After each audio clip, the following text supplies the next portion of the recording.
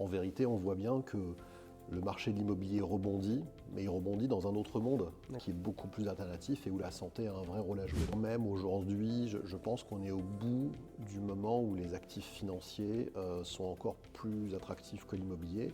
Enfin, les sociétés de gestion qui ne sont pas spécialisées n'ont pas accès à ce marché-là, fondamentalement. C'est l'heure du thé, café ou SCPI.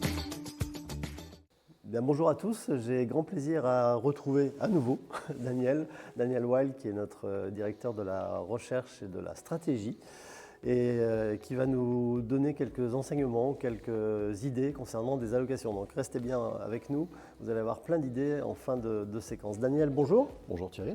Comment vas-tu? Pas si mal. Toujours Si mal aussi café?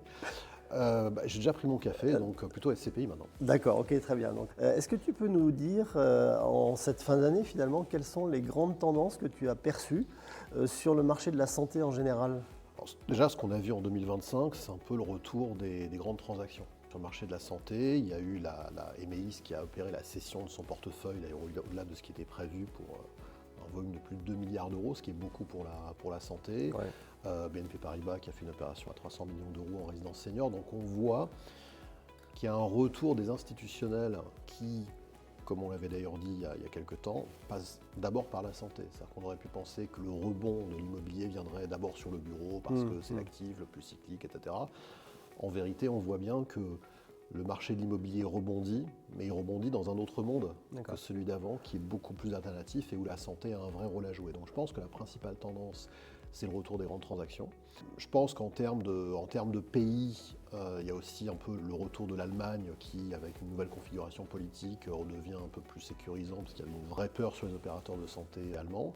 On voit que la thématique de la santé a plutôt le vent en poupe. Après, il ne faut pas que la macroéconomie nous trahisse. C'est-à-dire que ça, c'est le sujet. Dans quel domaine elle pourrait nous trahir, cette macroéconomie? Dans le sens de ce qu'on appelle les taux longs. Ouais. Puisque ce qu'on attendait depuis 3 ans, tous les professionnels du marché de l'immobilier, c'était la baisse des taux de la BCE, qu'on a eu, même au-delà de nos espérances. Après les 450 points de base de hausse, on est revenu à un niveau normatif. Et ce qui jouait en faveur d'une crise courte, finalement, de valorisation en général. Et finalement, on a cette montée des taux, on se rappelle les taux longs, dont le plus connu pour nous est le taux de la dette française à 10 ans, l'OAT à 10 ans, qui c'est un peu des talons, qui doit être de l'ordre de 3,40, 3,50 aujourd'hui.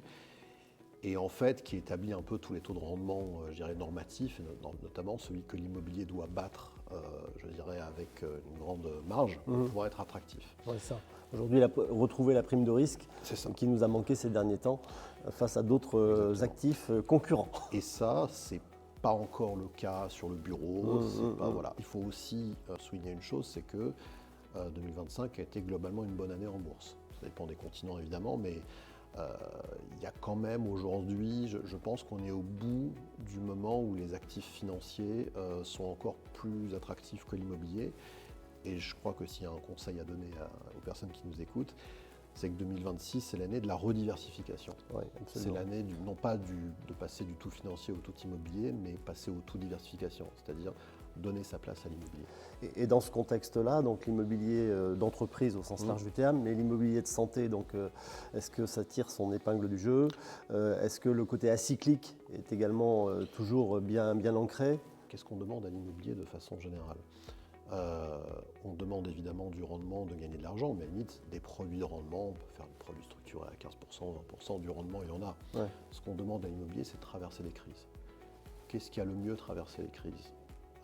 L'immobilier de santé. Donc tout le spectre immobilier. On a eu en 2020 crise majeure exogène, comme on dit, avec le Covid. Crise plus endogène des taux d'intérêt en 2022-2024.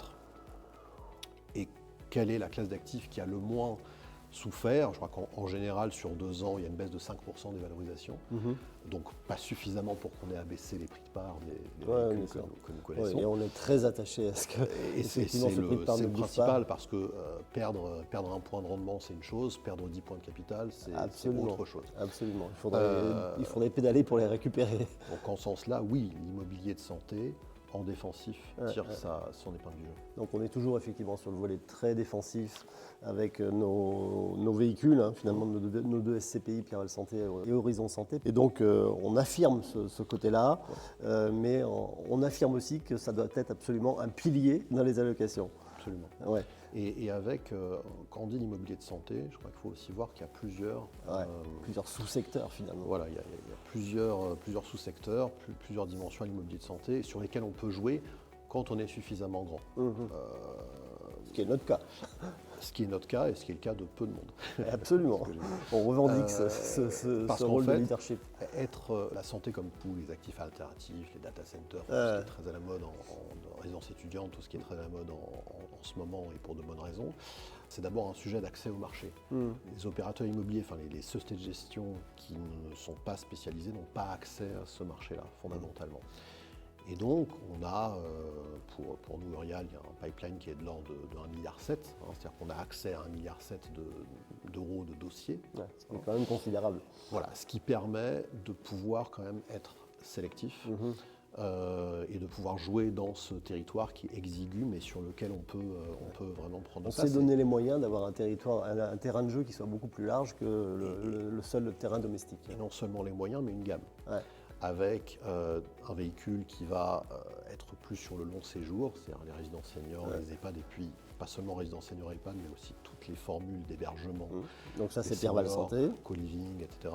Ce qui est assez intéressant, c'est que ces 5 dernières années, quand on fait les calculs, on a eu la génération des 80 ans, mais qui était finalement des actifs assez réduits, parce que c'était 40-45, dans peu de naissances.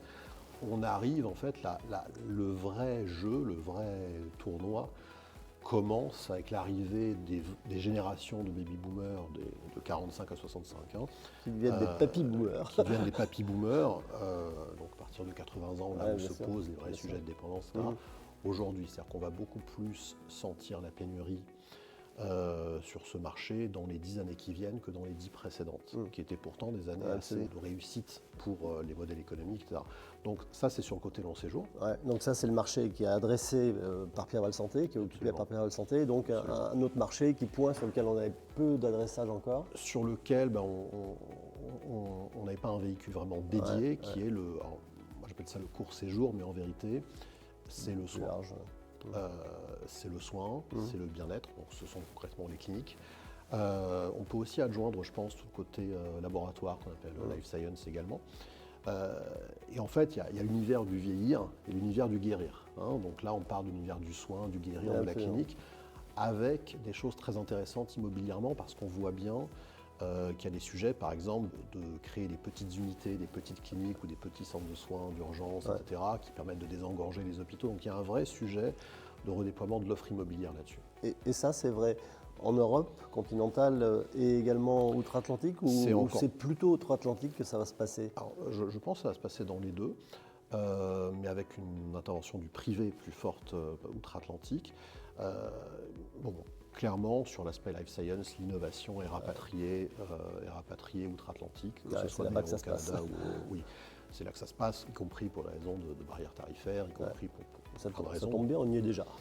On y est exactement, on a un pied au Canada, tu sais. Mais je pense aussi que fondamentalement, en Europe, en France, il y a aujourd'hui la réalisation que le public ne peut pas tout seul, mais qu'il a besoin d'initiatives privées, de médecins qui se regroupent dans des petites unités, ici, là, etc. Et ça, c'est notre boulot, à nous, Urial, d'accompagner ce développement-là, parce qu'en fait, on travaille d'abord et avant tout pour les clients, pour les épargnants, mais je dirais qu'on accompagne le développement des opérateurs de soins, dont on est très proche. Santé, dont on est proche. Quand on signe un bail de 10 ans avec quelqu'un, c'est un mariage, c'est pas une opération, donc on est vraiment aligné. Sachant que les baux sont même plus longs que 10 ans, puisque donc on a en baux résiduels fermes dans le portefeuille, on est autour de 15 ans. Exactement. Donc c'est quand même exceptionnel. Voilà, et c'est exceptionnel et ça change la relation. Exactement. Et même c'est un vrai accompagnement. Modèle. C'est un accompagnement et ça veut dire aussi qu'on doit s'inscrire dans leur pérennité. C'est-à-dire que chacun a intérêt à ce que l'autre, je dirais, profite. Alors pour conclure, moi je vais reprendre un petit peu tes expressions. C'est le bien vieillir et le mieux guérir qui sont intéressants, qui sont adressés de façon complémentaire par nos deux véhicules. La SCPI Pierreval Santé principalement, pas exclusivement, mais principalement sur le long séjour et le bien vieillir, en quelque sorte, l'accompagnement et l'hébergement. Et puis le mieux guérir avec Horizon Santé, donc la petite dernière, qui s'autorisera pas mal de choses sur des territoires encore un peu inoccupés. Puisque le début de notre intervention, c'était la location, on peut aussi dire le défensif et l'offensif, finalement, parce que le long séjour, c'est vraiment le secteur avec les baux les plus longs, etc., et qui donne une assise. Et puis, on peut être beaucoup plus offensifs, je dirais, notamment en termes de rendement, d'innovation, etc., sur tout l'aspect clinique et l'aspect soins. Et donc finalement, c'est assez complémentaire et on peut atteindre un rendement satisfaisant pour une poche santé dans les allocations en panachant ces deux lignes d'investissement. Exactement, sachant que le maître mot également, c'est l'agilité. Et puis tu l'as dit également en filigrane, la protection du capital auquel on est très attaché, donc la protection du prix de souscription, donc le fait de ne pas dévaloriser ce prix de part. À la fin, fera la différence. Exactement, et notamment dans les grosses SCPI. Et on fait partie des grosses SCPI robustes et matures. Merci beaucoup Daniel de cet éclairage et à très bientôt, sûrement en début d'année, pour refaire un point à la fois prospectif et rétrospectif. Merci beaucoup. À très bientôt alors, merci à toi. Pour rester connecté au marché de la santé et avoir plein d'idées pour vos allocations, écoutez, abonnez-vous.